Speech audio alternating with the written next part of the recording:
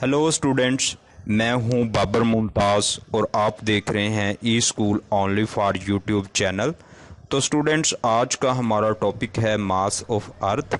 तो आज के टॉपिक में स्टूडेंट्स हम मास ऑफ अर्थ की हिसाबी मसावात अखज़ करेंगे, मास ऑफ अर्थ को मालूम करेंगे, ज़मीन के रेडियस की कीमत देखेंगे और एंड पे स्टूडेंट्स वो क्वेश्चन भी हम नोट करेंगे जो आल पंजाब बोर्ड के पेपरों में बार बार इस टॉपिक में से रिपीट होते हैं, उन क्वेश्चंस को भी नोट करेंगे। तो स्टूडेंट्स, सबसे पहले हम मास ऑफ अर्थ की हिसाबी मसावात अखज़ करते हैं। स्टूडेंट्स, फ़र्ज़ किया एक जिस्म सतह ज़मीन पर रखा हुआ है जिसका मास m है। सतह ज़मीन पर रखे हुए जिस्म के दरमियान और ज़मीन के दरमियान फासला ज़मीन के रेडियस के बराबर है। लिहाजा ग्रेविटेशन के कानून के मुताबिक जिस्म पर अमल करने वाली ग्रेविटेशनल फोर्स F बराबर होगी gravitational constant into mass of earth into जिस्म का मास और ज़मीन के स्क्वायर, ज़मीन के रेडियस का स्क्वायर। तो स्टूडेंट्स, इस मसावात में हमारा ऑब्जेक्टिव है मास ऑफ अर्थ को मालूम करना। तो स्टूडेंट, जैसा कि आप जानते हैं कि मसावात को दोनों तरफ एक ही मकदार से ज़रब देने, यानी जैसा तो स्टूडेंट्स, जैसा कि हम जानते हैं कि किसी मसावात को एक ही अदद से दोनों तरफ ज़रब देने या तकसीम करने से उसकी कीमत पर कोई फ़र्क नहीं पड़ता।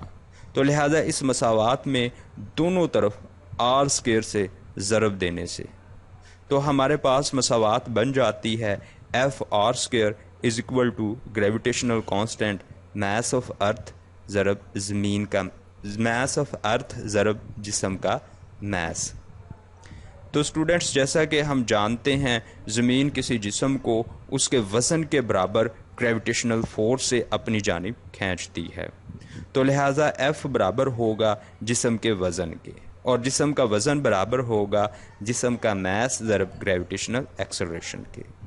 तो इस मसावात में एफ़ की जगह पे जिस्म का वज़न दर्ज करने से तो ये मसावात बन जाएगी जिस्म का मास ग्रेविटेशनल एक्सेलरेशन ज़मीन के रेडियस का स्क्वायर बराबर है ग्रेविटेशनल कांस्टेंट मास ऑफ अर्थ जिस्म का मास। तो स्टूडेंट्स, अब इस मसावात को दोनों तरफ ग्रेविटेशनल कांस्टेंट और जिस्म के मास पर तकसीम करने से तो स्टूडेंट्स हमारे पास ज़मीन का मास निकल आता है। ज़मीन का मास ME बराबर होगा ग्रेविटेशनल एक्सेलरेशन ज़रब ज़मीन का मास ME बराबर होगा ग्रेविटेशनल एक्सेलरेशन ज़रब ज़मीन के रेडियस का स्क्वायर और ग्रेविटेशनल कांस्टेंट। तो अब स्टूडेंट, इस मसावात में कीमतें दर्ज करने से हम ज़मीन का मास मालूम कर सकते हैं। तो स्टूडेंट्स, ये आपने ज़बानी याद रखना है कि ज़मीन का रेडियस 6.4 टाइम 10 की पावर 6 मीटर होता है। तो स्टूडेंट्स, अब इस मसावात में कीमतें दर्ज कर लेते हैं। जैसा कि हम जानते हैं ग्रेविटेशनल एक्सेलरेशन की कीमत ज़मीन पर 10 मीटर फी सेकंड होती है और ज़मीन का रेडियस जो है 6.4 टाइम 10 की पावर 6 मीटर है और ग्रेविटेशनल कांस्टेंट की कीमत 6.673 टाइम 10 की पावर -11 है।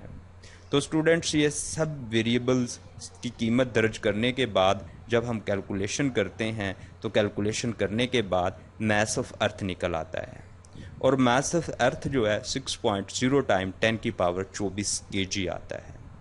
तो स्टूडेंट्स, अब हमने ये मास ऑफ अर्थ मालूम कर लिया है। तो स्टूडेंट्स, अब हम अहम क्वेश्चंस को नोट कर लेते हैं जो कि इस टॉपिक में से पेपर में आते हैं। स्टूडेंट्स, एक तो क्वेश्चन इस टॉपिक में से पेपर में आता है मास ऑफ अर्थ क्या है, यानी ज़मीन का मास क्या है। तो स्टूडेंट, इसके जवाब में आपने मास ऑफ अर्थ मालूम करने की हिसाबी मसावात लिखनी है या आपने मास ऑफ अर्थ लिख देना है, यानी 6.0 टाइम 10 की पावर 24। उसके बाद जो दूसरा क्वेश्चन इस चैप्टर में अहम है وہ اسٹوڈنٹس آتا ہے میس آف ارتھ معلوم کرنے کا حسابی فارمولا لکھیں.